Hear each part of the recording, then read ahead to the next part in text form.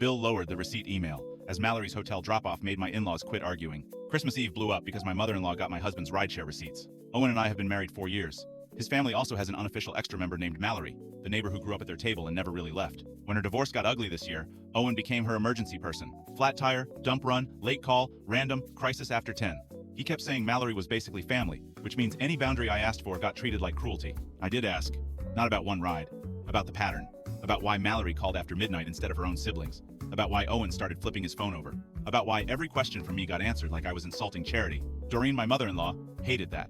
She said secure women do not compete with women who are already family. At Thanksgiving, she told my sister-in-law Jen I was confusing loyalty with ownership while I was standing right there. So by Christmas Eve, the role assignment was set.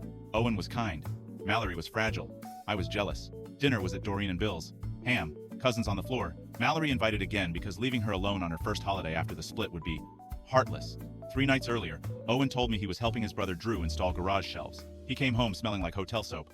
When I asked, he said Drew spilled degreaser, and I was making life embarrassing. We were halfway through pie when Doreen laughed and said Owen needed to fix his account settings because she got one of his ride receipts this week. She sometimes used his profile for airport runs, and apparently the backup email had never changed. She opened her phone to show Bill because he handles family tech problems. Bill put on his glasses and read it out loud before anybody stopped him.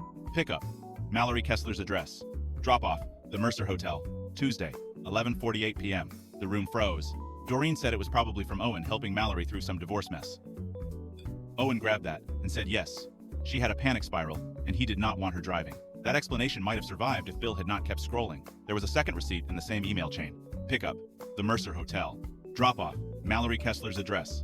Wednesday, 6:14 a.m. Nobody touched dessert after that. Jen asked why a panic ride ended at a hotel instead of Mallory's condo. Bill asked why Owen was at a hotel until 6 if he told me he was with Drew. Mallory went pale and said she had not expected her name to be read in front of everyone. Doreen told Bill to stop, but the damage was already on the table. Owen started explaining fast. He said Mallory was falling apart, the hotel was neutral because she was afraid her ex might show up, and he only stayed because she was crying and drunk and he did not want to leave her alone. Maybe that was true. Maybe some of it was. None of it explained why Drew got used as the lie. I asked that. Owen did not answer right away. Mallory answered first. She said because they both knew how it would look. That was the turn. Up to then, Doreen could call me suspicious. After that, even she stopped. Not because the family suddenly knew every detail, but because Owen and Mallory had clearly coordinated a cover story before I got a chance to react. Bill pushed Owen's coffee away and said married men do not spend nights in hotels with family friends and then ask their wives to swallow the timeline. Jen lifted my coat off the chair and put it in my hands. Doreen kept saying nobody knew what happened in that room. She was right. We did not. We just knew enough. I left before presents. Owen followed me into the driveway saying it was emotional, not physical. Like that improved the math. Maybe some people would buy that. I did not. By the time I backed out, his family had stopped defending the friendship and started arguing over how long, basically family, had been covering something else.